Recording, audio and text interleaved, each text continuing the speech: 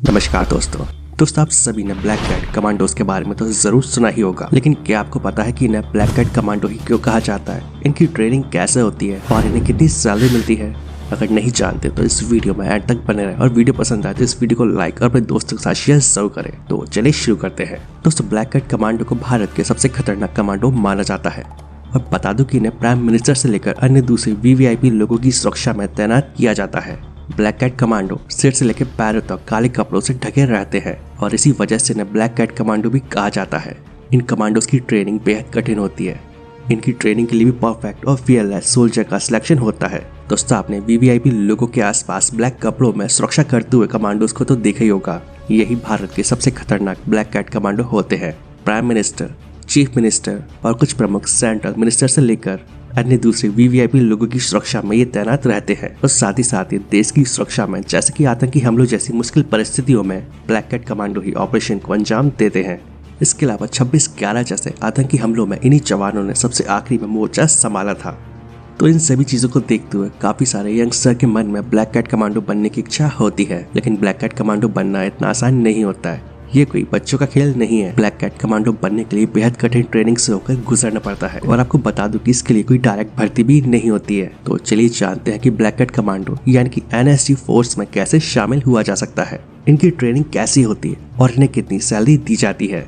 दोस्तों home ministry के अंदर 7 सेंट्रल आर्म्ड पुलिस फोर्स आती है और उन्हीं में से एक होती है एनएसजी यानी कि नेशनल सिक्योरिटी गार्ड, और जिन्हें ही ब्लैक कैट कमांडो कहा जाता है।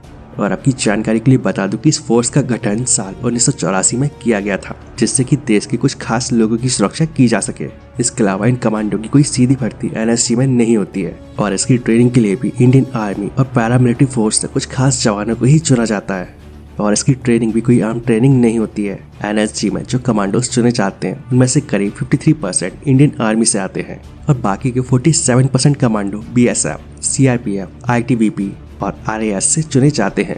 और आपको बता दें कि सेना में कम से कम 10 साल काम करने के बाद कमांडो की ट्रेनिंग में भाग लिया जा सकता है। ब्लैक कैट कमांडो की ट्रेनिंग कैसे होती है? दोस्तों नेशनल सिक्योरिटी गार्ड यानी कि एनएसजी में एक कमांडो का सिलेक्शन कई स्टेजेस के बाद होता है।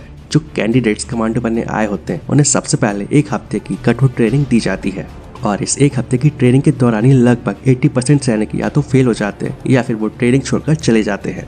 और यहाँ सिर्फ 20% सैनिक ही ऐसे होते हैं जो आखिरी दौर में पहुंचने में कामयाब हो पाते हैं और इसके बाद इन चुने गए सैनिकों को 90 दिन की कड़ी ट्रेनिंग दी जाती है और जिसमें सैनिकों को हथियार के साथ लड़ाई करने के अलावा दुश्मन के अटैक से बचने की ट्रेनिंग दी जाती है। इसके अलावा इस ट्रेनिंग के दौरान इन सैनिकों को आग के गोलों और गोलियों की बौछारों से बीच से बचकर निकलना होता है। एक बंदर के जैसे एक रस्सी के सहारे एक जगह से दूसरी जगह जाना भी इन कमांडोज की ट्रेनिंग का हिस्सा होता है।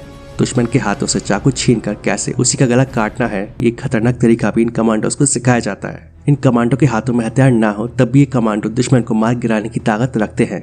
इन कमांडोज को कई तरह की मार्शल आर्ट की कलाई भी सिखाई जाती है। दोस्तों एक एनएसजी कमांडो की ट्रेनिंग वाकई में काफी कठिन होती है। दोस्तों एनएसजी द्वारा दी जाने वाली ये ट्रेनिंग गेम चेंजर होती है और इस ट्रेनिंग को पूरा करके एक आम सैनिक ब्लैक कैट कमांडो बन जाता है।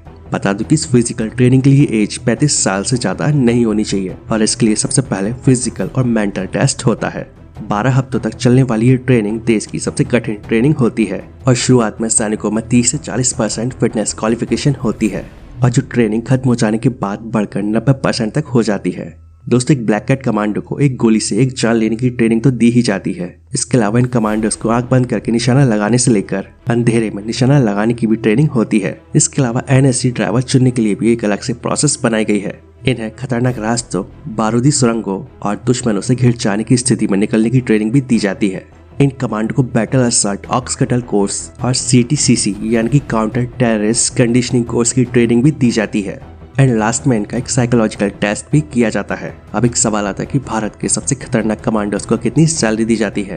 दोस्तों एक एनएसजी कमांडो का जॉब जितना कठिन होता है उतनी ही शानदार इनकी सैलरी भी होती है और इन्हें एक आईपीएस या पीसीएस ऑफिसर की तरह सैलरी मिलती है। इन्हें पर मंथ 84,000 रुपए से लेकर 2.5 लाख रुपए तक सैलरी मिलती है। इनकी एवरेज सैलरी लगभग 1.5 लाख रुपए होती है साथ ही इनकी सैलरी इस बात पर भी डिपेंड करती है कि इन्हें किस फील्ड में अपॉइंट किया गया है। दोस्तों एनएसजी में ऑपरेशन ड्यूटी पर जाने वाले ऑफिसर्स को 27,800 रुपए एनुअली और नॉन ऑपरेशनल ड्यूटी करने वाले ऑफिसर्स को सालाना 21,225 रुपए ड्रेस भत्ता भी दिया जाता है और साथ ही साथ इन्हें कई तरह की सुविधाएं और अलाउंस मिलते हैं। दोस्तों इन कमांडो का कार्यकाल 5 साल का होता है और 5 साल भी सिर्फ 15 से 20% को ही रखा जाता है और इसके बाद इन्हें वापस उन्हीं फोर्सेज में भेज दिया जाता है। वैसे आप में से ऐसे कितने लोग हैं जो एनएसजी कमांडो बनने का सपना देखते हैं, मुझे कमेंट करके जरूर बताएं और इस वीडियो को अपने फ्रेंड्स और फैमिली के साथ ज्यादा से ज्यादा शेयर करें। तो आज के लिए बस इतना ही, मिलते हैं नेक्स्ट वीडियो में।